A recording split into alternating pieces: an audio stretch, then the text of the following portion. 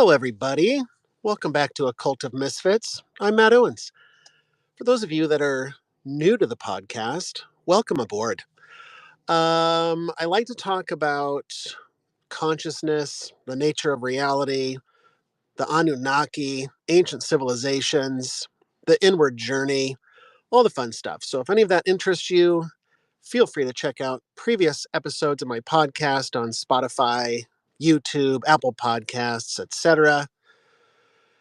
And if you're digging what I'm doing here, if you're enjoying my content, there's a couple ways you can give back. You can share the podcast with a fellow misfit, or if you're feeling generous, you can donate to the Cult of Misfits. Matt Owens 111 on Cash App, Venmo, and PayPal. So a huge thank you to all of you who have donated either financially or by sharing my content. I appreciate you all. You're amazing. And I will definitely put in a good word for you with the heavenly realm. Today, I want to talk about a few things. First of all, I want to play a little intuition game with you guys right off the bat. Then I want to talk about flat Earth, simulation theory, free will, the moon landing, kind of dive into that a bit. I want to talk about a new podcast that I discovered. And I want to talk about getting caught in these traps, these imbalances in our lives, these cycles and patterns of staying within our comfort zone, of addiction. And I want to wrap it up by talking about freaking out over all of the plastics and toxins and poisons in our food and water supplies. So it's going to be a good episode. First of all, let's just start off with a little intuition game. I love playing this game with my kids. I play it with myself. I believe that. Did he just say he plays with himself? Guys, listen up. I play the intuition game by myself as practice of honing my intuition skills. I think that we are intuitive beings, and that muscle atrophied for many of us, myself included, and I like to beef it up a little bit by playing these little intuition games. So I'll play with you now. There is an animal that is in front of me right now. It is not Chi-Chi. It is an animal outside of my window. There's actually two of them, and they're staring at me right now. And so what we're going to do is I want you to guess, what species of animal am I looking at? We're going to have a moment of silence. I want the answer to come to you. Let it come to you. Shut off your mind. Open your heart. This is all just practice and fun. So we're going to have a little moment of silence. Let the answer come to you. And then I'll reveal the answer. Here we go.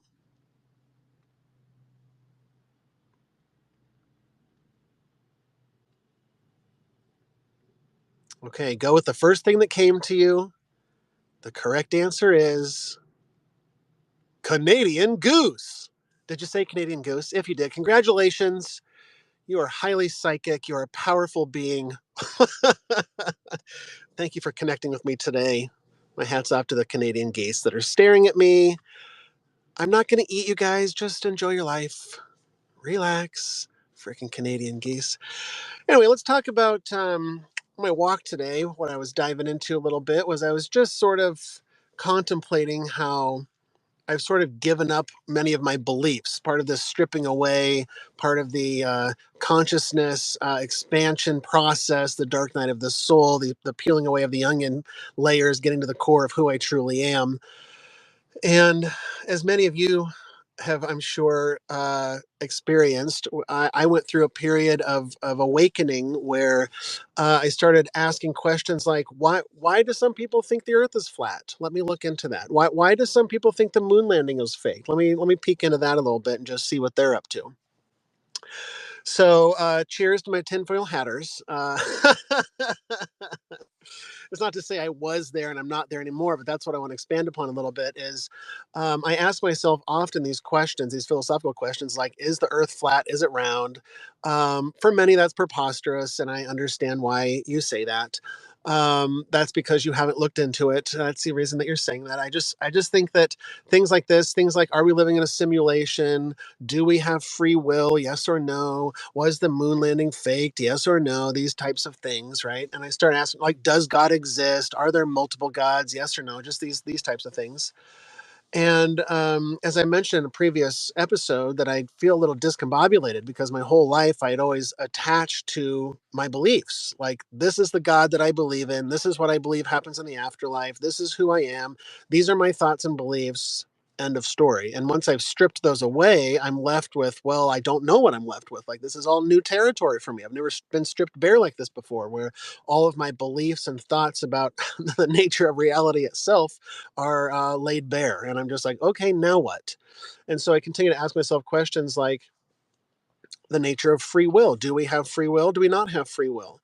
And I don't know. And then I go to the next one. Like, is this a simulation? Is it not a simulation? I don't know. And it's turning into this very agnostic answer that I keep getting back of just like, yeah, well, I don't know. I just don't know. I don't lean one way or the other. And that's new territory for me.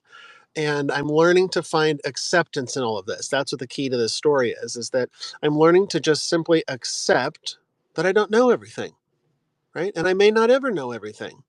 Perhaps that's not the point of this journey. And so a lot of it is acceptance. Are there aliens? Are there not aliens? And for me, I'm realizing that at the core, the foundation of all of this is what's happening is I'm going against the programming that I've been programmed with my whole life from the matrix, society, family, media, blah, blah, blah, that tells me to latch on to something, right? Latch on to this group or this philosophy or this religion or this, ideology or whatever, whatever, whatever. And so as a part of this deprogramming, it's quite difficult because I keep wanting to revert back to the old programming of like, okay, do I believe in a God? Yes or no? But that's very binary, right? And so it's about getting away from this binary nature, this binary way of thinking about things. And so I'm learning that it's more about acceptance, which I talk about often. It's very Buddhist, it's very Eastern. So do we have free will? Yes or no? I've gotten myself to a point of acceptance. If there is free will, great. That's easier to accept, but I accept it. There is maybe there's not free will. Can I get myself to a place where I'm okay with that and I accept that as my reality? And that was more difficult, but I have gotten myself to a place where it's like, yeah, I accept that. If God descended from the heavens right now and said, "Hey, listen, here's the scoop. There is no free will." That would not rock my world at this point. If you had told me this several years ago, that would have probably freaked me out. I wouldn't have known how to process that because I had a lot of attachments to how I thought everything was working around here. And once I've learned to let go of those and accept them, I'm just at this place of like, yeah, yeah, I suppose either way, I guess, right? Either side of the coin, I'm okay with. And it took a lot of practice to get myself there, right? And then once I started applying it to one thing, I could start applying it to another thing and another thing and another thing in my life, in my world, in my reality of just acceptance. Am I okay with things not going my way? Ooh, that's rough. But can I work on that? Yes, of course I can. And I have been successfully. Gold star for me. It's an ongoing battle. It's an ongoing skills sharpening. And so I'm constantly having to remind myself to just accept what is. Just accept whatever comes down the pike, whatever's around the corner. I often talk about just going with the flow. That's what this is all about, is just accepting. Accepting what the government's doing. Well, that's hard. That's a toughie, right? Because oftentimes we can see what the government is doing, and it's quite alarming. Often, right? And so it's hard to get, I'll speak for myself. It was very difficult to get myself to a place where I could accept what was happening in the world around me. To live in the world, but not of the world. To detach myself from it is how I interpreted that. That's how I can live in the world, but not of the world, is to detach myself from it and to accept it for what it is, not to judge it. That's very Eastern, but that's also very Christian, right? Got a real Jesus vibe to it. Just accept it. Accept what is. Stop trying to change it. Stop trying to change people. When I first started this journey, this awakening, for me, it was in 2020. The pandemic really woke me up like a bucket of cold water while I was deep in REM sleep. It was like, okay, hi, I'm awake now. I see. And I I was convinced that I had taken the proverbial red pill. I was like, oh, I can see things for how they truly are. And I started seeing what Big Pharma was doing. Never saw that before. It's right in front of my face. How could I miss it? But I didn't see it. See what the government is doing, has been doing, is continuing to do. Seeing things from a different level, right? And for those of you that are with me, you get what I'm talking about here. And so I went through this phase where I saw a lot of documentaries, a lot of YouTube videos, right? Leading me down all these rabbit holes of the horrors of agriculture and the just meat production in the Western world, right? In America, just how filthy, these farms, and that's just disgusting. But like, I'm still eating meat, right? But I started freaking out at like all the poisons that are in our food and the toxins and the unregulated everything. And Mother Earth going to shit, and the tunnels and the child trafficking and the sex trafficking and the Epstein's and the just all the scary things, right? Deep state, and maybe even we can talk about reptilians if you want to get a little nutty. Like, just it was very overwhelming for me, and I had a fearful response, if I'm being honest with you. I was very scared. I started panicking because I was like, "Oh shit. I've never seen any of this stuff before, and it's very, very, very overwhelming for me, and I'm kind of freaking out a bit." Right? I went into survivalist mode. I started buying bulk food for the apocalypse. Like, I went all out. I started taking lessons at the gun range. Like, I'm bracing for an apocalypse here, folks. Full panic mode, and I couldn't see that at the time. And so I took it upon myself to tell everybody that would listen to me on social media, in real life. I have to warn everybody. I have to warn everybody what I can see now, that when I was asleep, I couldn't see it. And I got a lot of people that I perceive as being asleep around me. So I'm going to wake them up because I'm scared. And I want them to be scared with me. That's what's going on there. I want to alert them. I want to tell them because I want my loved ones to know what's truly going on. I want them to see the light. And so I took it upon myself and went on this massive campaign. I went and purchased a giant soapbox that I stood upon. Got myself a giant bullhorn, metaphorically, and I started telling the world about Bill Gates and secret agendas, and the 1% of the 1%, and Anunnaki, all the things, guys. I thought it was my mission on Earth to wake everyone up. But then one day, Spirit tapped me on the shoulder and reminded me that Spirit had never asked me to do this. God had never said, it is your mission to tell everyone about the toxins and plastics and fluoride and all the junk that's in our tap water. It's horrific. And I said, oh, I thought I was supposed to. And God said, no, no, no, no, no. You're just scared. You're scared. And that's okay. It's a natural response. You've never seen this stuff before. It's all new. It's all like, panic mode. I get it. But I never told you to plant seeds like that. Because what I was shown that I was doing was planting seeds of fear into other people. It wasn't seeds of enlightenment like I tricked myself into believing. I tricked myself because that's Hal. Hal is my ego. Hal is the voice in my head that's always trying to, lead me astray.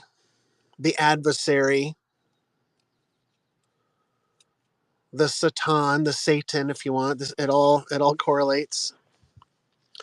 The adversary is trying to get me all riled up and keep me in a state of fear. And so the good Lord above showed me that I was planting seeds of fear in these people. I had listened to that voice in my head, Hal, telling me to plant these seeds of fear, and I did it willingly, dutifully. Like, yes, it feels good to get the word out, right? I'm a patriot. I'm a light worker. I'm a fill in the blank. And I felt like I was all of those things passionately. That is who I am now. I have seen the light. And in no way am I making fun of people who say that, use these terms, or going through the things I'm going through. It's not like I'm, on the mountaintop here wagging my finger. I'm just talking about my own journey, and I know that many of you can relate to it. And I'm letting you know what Spirit said to me because it might relate to your own life, perhaps. I came to realize I was planting these seeds of fear. And I started to realize that it wasn't my job, my duty to wake people up, that was a divine process, that it would unfold in divine timing, and you wake up when you wake up, right? Because when I started posting these things on my Instagram and my Facebook and all the things, you know, warning everybody about toxins and plastics and stuff, not once did I ever have anybody come to me and say, "Thank you so much for spreading this. Thank you so much. I didn't know about the toxic water that we're drinking out of our tap. I didn't know how bad McDonald's was for you. Thanks for showing me the light, Matt Owens." Nobody ever said that, right? I just kept waiting for the day that all the stupid sheeple, all the unconscious idiots would come to me in flocks and droves. "Thank you for showing us that the government is doing all these things. Wow, we had no idea. Thank you so much, Matt Owens." Never happened. There were people in my life who already agreed with these viewpoints and could already see the things that I could see, and they were agreeing with me. And then that's it. Not once in the last several years has anybody said, "Hey, tell me your thoughts on agriculture and how we're going down the tubes." Nobody ever asked my opinion on any of those things. And so I had to ask myself, like, why the hell am I doing this? There's a lot of control in that. I was trying to control people's awakening, trying to control people's eyes opening by showing them what I could see. But the truth is, like, when I was asleep, when I was unconscious years ago, my whole life, if one of my hippie friends had come and told me about about the toxins and poisons in our water and our food and all the deep state stuff, I would have said, "You're fucking crazy." But thanks, but I'm not interested, because I didn't have the eyes to see. I wasn't ready for that information yet. My soul, my spirit wasn't ready for that yet. You awake when you awake is what I firmly believe. And so I had to stop planting these seeds of fear within my community.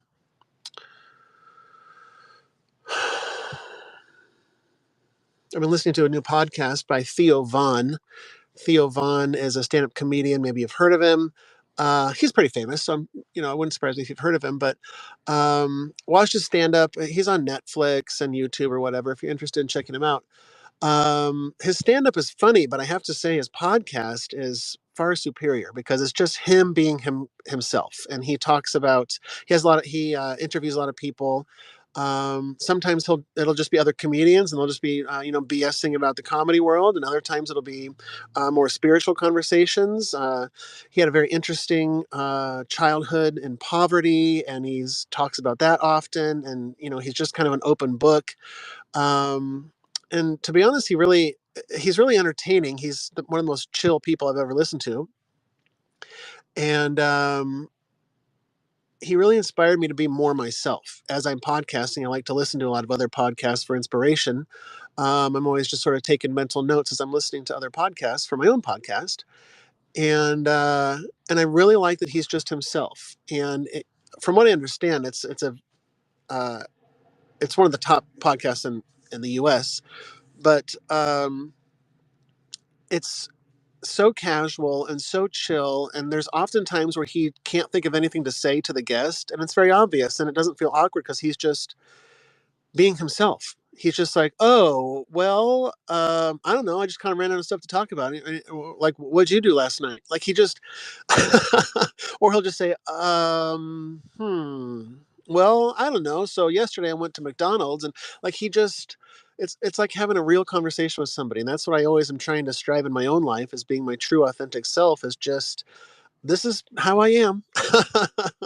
Right? I'm not going to edit out all of the ums or the awkward pauses. I had to go through that process in my own life of becoming my true self, my authentic self, and not being embarrassed of what other people thought of me, etc.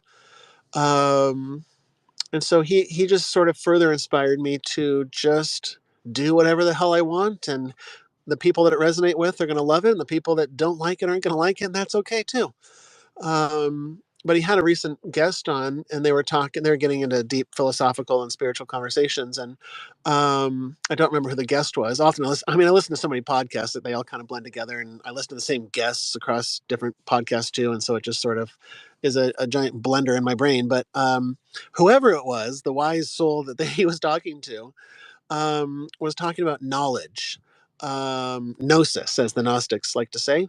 And I'm often striving to gain more knowledge, gain more knowledge, gain more knowledge, right? And I'm just often frustrated that I can't accelerate that process.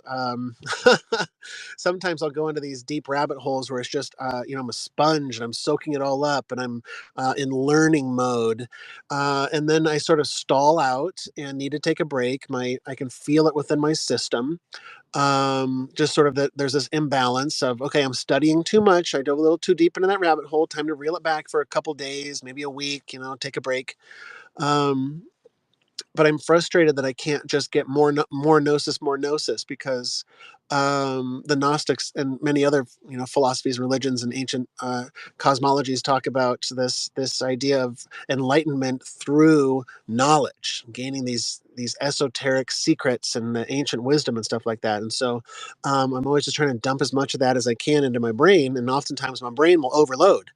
And what the guest said was that you're trying to fit this cosmic ocean of knowledge into a teacup, right? You're trying to fit all this cosmic esoteric wisdom into a human brain, and it's just not gonna work, right? It has a capacity while we're here in the physical realm. And so that sort of helped me to wrap my mind around it, and to gain acceptance that I always talk about, just accepting that, you know what, I'm not my teacup is full. My teacup is full. It's often overflowing, and so to accept that, while I'm here in this physical form, I'm the teacup, right? Short and stout, and to just accept that. To accept those limitations. There's the where I'm currently at with that, right? And can that change? I don't know. Perhaps there can be an expansion of that. Perhaps AI can be an expansion of that. Perhaps, a lot of things, right? I don't like to say things in absolutes, like this is the limit of my knowledge and capabilities, because I am limitless. I don't like to restrict myself with those types of words or concepts. I'm limitless. So as of today, I got a teacup. Maybe at some point I can expand it into a stein, then maybe a bathtub. But like we're gonna expand.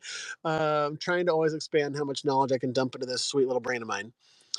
Um, but I have to remind myself to take breaks too. That's what's so crucial about this is I have to remind myself to remain balanced. And I've been honed in on it, and focused on it so often these last few years, practicing knowing when I feel imbalanced and what to do about that. In fact, I'm feeling imbalanced right now. That's why I'm talking about it. I was going on a walk today, and I was just chatting it up with the universe, and I was saying, sup, bro. That's how I talk to the universe sometimes. And I'm like, sup, bro. Um, what's the deal? I'm feeling a little imbalanced. Do you suggest that I seek balance in X, Y, and Z areas in my life? Please send me a confirmation. As I'm taking my walk, I'm like, please send me a confirmation, send me a 666 as a way of showing me that I'm imbalanced, and a confirmation that I need to focus on that for the next few days or the next week or whatever. And sure enough, without fail, this won't come as a surprise to anybody of you that know me. The only car on the road was driving up towards me, and of course, its license plate said 666, and I just laughed out loud, because that's my life. This is how I feel like the universe, how the divine communicates with me, and perhaps communicates with you. That I start seeing these numbers everywhere, the 369s, and the the 111s, and the 666s even. I grew up Christian, and 666 was like, ooh boy, we don't talk about that. That's a bad sign. But there is no good and bad. That's just a matter of perspective. So if you choose to view that as bad, then it is bad. But if you choose to view it as a symbol of imbalance, which I choose to, then it's just another method and way for the universe to communicate with me. It's not something that's meant to be feared. So I tipped my hat to the universe today, for confirming that I'm a little imbalanced this week. And for those of you that don't know, I've often struggled my entire adult life, really my entire life, with just an addictive personality, an addictive uh, habit. This cycle that I find myself getting into, these cycles and these patterns of addiction. And I feel like I've been very successfully these last several years learning to just acceptance, just accept that, you know what, I like to drink alcohol sometimes, I like to smoke weed, I like to eat a lot of, I like sugar, guys. I love sugar and coffee and a lot of carbohydrates. And so part of the process for me has been learning to not beat myself up when I fall into these patterns, because that's what I did my whole life, was beat myself up. You're a worthless piece of shit, you have no self-control, you're bad at this, blah, blah, blah. That's just Hal whipping up stories for me in my mind. And so I just dismiss Hal from the room and say, thank you for your service. Have a good day. And I tell myself that I am blameless, that there's nothing wrong with any of these things. I refuse to judge my actions. I refuse to judge the things that I do. And once I learned to love myself in that way, once I learned to stop with the judgments, um, the addiction started melting away, right? Because a lot of that was that guilt of, like, oh, I need to quit, I need to quit, I need to quit. This pressure, this stress, this beating of myself up, the whipping of my own back, just like, oh, you idiot, you did it again. And so once I learned to slather a healthy amount of love all over that, it just sort of started dissolving in my own life. But the addictive cycles never disappear fully. That's part of this skills sharpening process. And so right now I'm in a period of imbalance. I've been just imbalanced in many ways, and I can feel it in my body, just with the things that I'm consuming, not just consuming through my mouth, but also consuming through my eyes and my ears, through social media. And we get into these habits and patterns and these addictive cycles, these routines that we get into every day. Wake up in the morning, pick up my cell phone, either play some stupid game, or get Wordle fired up, or the New York Times crossword, the mini every day. You guys playing that New York Times crossword mini game, or connections, or Wordle? Anybody? Shout out to y'all! Like, I love it. I play it daily. Um, so we get into these cycles and patterns of playing Wordle, and then getting up and making that pot of coffee, and then having that bowl of cereal, or and then opening up the computer, or going to take just these same things we do over and over and over and over again, and it becomes this unconscious actions on our part. And then once that happens long enough, I'll speak for myself, I tend to get into these patterns, and then I just thoughtlessly do them day in and day out, and then I look around and I suddenly find myself in a comfort zone. I find myself in a rut where there's nothing exciting happening in my life. There's no movement, there's no growth. It's just static. And I start to feel dissatisfaction with life. This is where I start to fall into these depressions, these dark times, where it's just stagnancy. And so that's when the universe shows me the 666 is like, hey, ding, ding, ding, ding, ding, ding, wake up. We got a pattern here. The universe often will play me a song. The song is from Elvis, like, you're caught in a trap, you can't walk out. And it just repeats over and over and again in my head as a reminder of, like, I'm caught in a trap and I can't walk out because I just love you too much, baby. And baby is Instagram. I call Instagram my baby. I just can't give up on my Instagram. I try and I try. We break up sometimes, but we always come back together. She's my girl. Um, but it's this imbalance, right? You can tell when I'm imbalanced on Instagram if you go and look at my stories. If I have more than 10 items posted on my stories, I'm caught in a trap. I can't walk out, right? That's me in a rut where I'm bored and I just reach for my phone and check Instagram, post something to my stories, post something to my stories, post something to my stories, over and over and over again, rather than just knowing what I need to do. This practice of just sitting with the uncomfortability of being bored. So many of us, are myself included, are not very comfortable being bored, sitting there staring off into the distance, not having music on, not having something to think about. It's very difficult to just sit quietly and be bored. And so whenever I feel like I'm not doing a good job at being bored, i.e., frantically checking Instagram every 30 seconds or, picking up my phone because I have nothing else to do and just endlessly scrolling or whatever, about putting it down and consciously being bored for a minute, 5 minutes, an hour, whatever works for me, right? Um, and that's what gets me back into balance, is recognizing these signs. And there's nothing inherently wrong with Instagram or social media or coffee or weed or sugar or fill in the blank.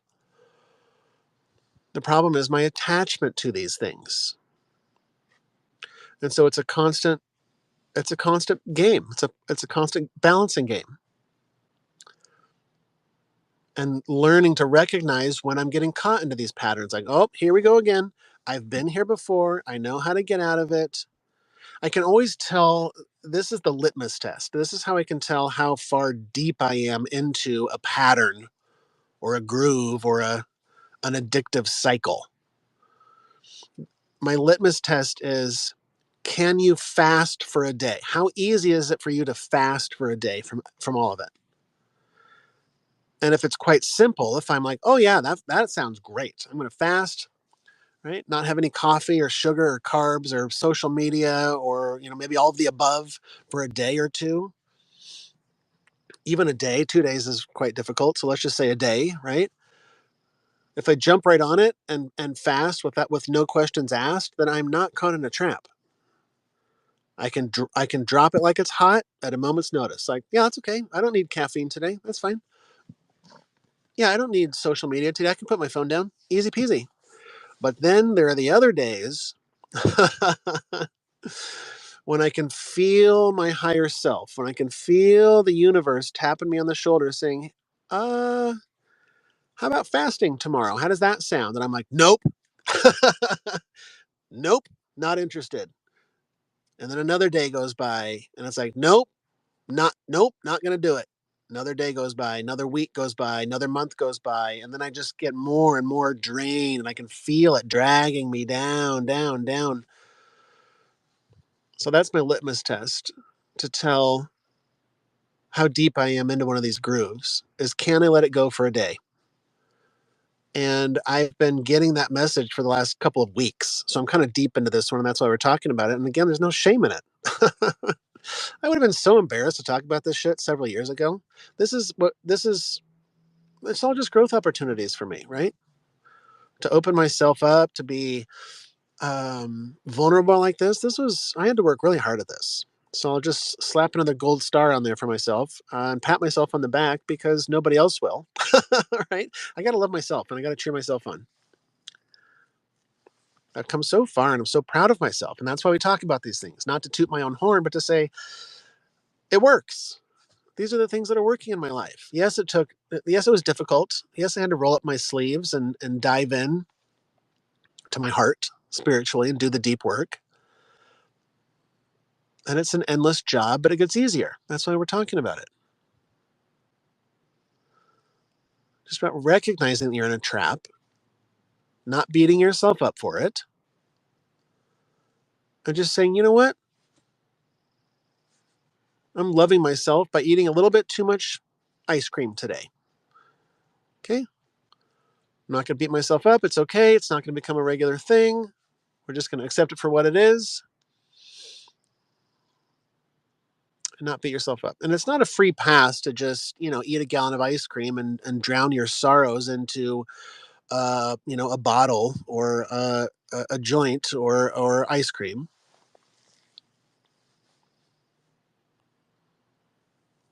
Because not every day is going to be rainbows and sunshine. The yin and the yang of it is there's going to be dark times as well, where you're sobbing into a pint of ice cream. So shout out to Ben and Jerry's, right? Nothing wrong with little chunky monkey guys. That's all I'm saying.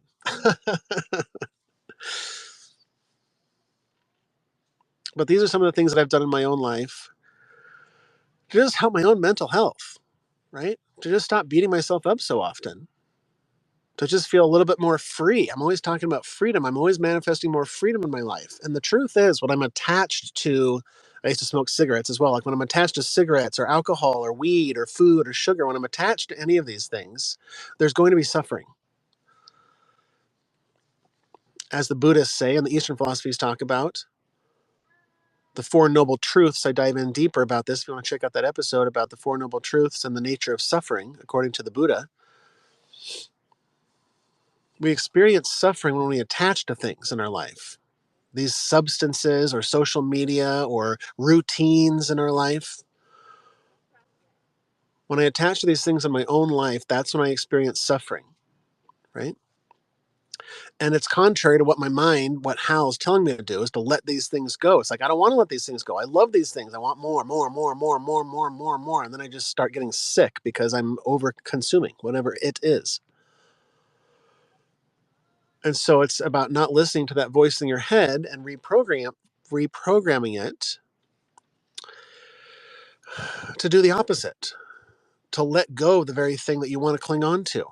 And I find that when I do that, I feel so much better. I feel lighter. I feel more free. I feel healthier mentally, physically, spiritually, right? When I'm drinking every night, I don't feel healthy at the end of the day, at the end of the week, at the end of the month. When I smoke weed every day, I don't feel good. I feel drained. I feel tired. I feel grumpy. I feel irritable. Too much sugar. My mood goes off the deep end. Too much carbs or whatever. I go off the deep end. It affects my mood. I feel like shit. I very rarely get sick. I've got a robust immune system, thanks to shout out to my ancestors and their Cro-Magnon DNA or whatever is keeping keeping this body afloat. But I believe that when you tell yourself you're healthy, you are generally healthier. And so I'm not afraid to get sick. I'm not afraid to catch a cold or a virus or any of that stuff. I just believe that I have a robust immune system. I keep telling myself that. And um, anyway, because of this imbalance in my life, because of it, the imbalance has been affecting my mood. The imbalance has been affecting my sleep, my attitude, my um, just general, wellness has been altered. And because of that, I got a cold, just a stupid cold virus, just a little cough. It's nothing that bad, right? But it's just been lingering and annoying. Um, but I'm telling you all of this because it's just an outward display of my own inner imbalance. That's what I believe these, disease or viruses or this illness comes along because we let fear and stress and worry and all of these things into our lives. And um, so I believe that's why I got the cold. And just been chugging a lot of water and a lot of those turmeric and pepper and ginger shots from the grocery store. So I feel I feel like my immune system is firing back up again. So I'm on team wellness. I'm coming back up. That's why I took a little hiatus from recording these because I just was feeling like garbage. But now that I recognize that I'm in a place of imbalance, just loving myself, and taking a little break from these things, right? During these times, I'll literally just delete Instagram or Twitter or whatever I'm using too much of, obsessing over. I'll just delete it because I got to break that cycle somehow. Um, and it can be little things too to mix things up a little bit to break yourself out of that routine. I go on a lot of walks every day and I find myself going on the same trails all the time. And so it just becomes a part of that routine, going on the same trail, going on the same trail, going on the same trail. And so I just mix it up. I'll go a different way. I'll go turn into a random neighborhood and just be aware, be conscious, be in the now, just looking at the different yards, the different houses, the architecture, the trees, the plants, the birds, just new places, new faces, new energies. And down a different neighborhood is a different energy than this neighborhood or this trail or that trail or whatever. Mixing up what you have for lunch every day, or maybe skipping lunch today, or just these are the things that I do for myself just to mix things up a little bit. And it helps to keep things fresh and not stagnant. And I don't know, I just thought I like to let you copy my notes, as I say. These are just some of the things that work in my own life, that I found a lot of success with. So With that, I think we'll end it there. For I still have a little bit of a sore throat and it's starting to irritate me. So so basically, I'm done talking to y'all. Thank you again so much for joining me in these conversations. I'm planning another transmission with Nathan. If you enjoyed that one, check that out if you haven't heard it. I'm working on just reaching out to people and having these conversations with people about spirituality and things of an esoteric nature. And so he has some questions he wants to ask of me, and so we'll have a little Q&A type of a situation in the next transmission with Nathan. So look forward to that. And like I keep talking about, now that I'm feeling better, I'm going to dive back into the emerald tablets and hermeticism and things of that nature. So look forward to a more in-depth conversation about those things as I sort of ramp back up and get back into research mode. I've been on a little hiatus because I had to take a break, and now I'm revving back up again to start dive back into learning and teaching and talking about things like hermeticism. So stay tuned for that. Thank you all again for sharing my podcast, sharing me on YouTube and social media, and for everybody who's donated financially. I appreciate and love you all. And with that, end transmission.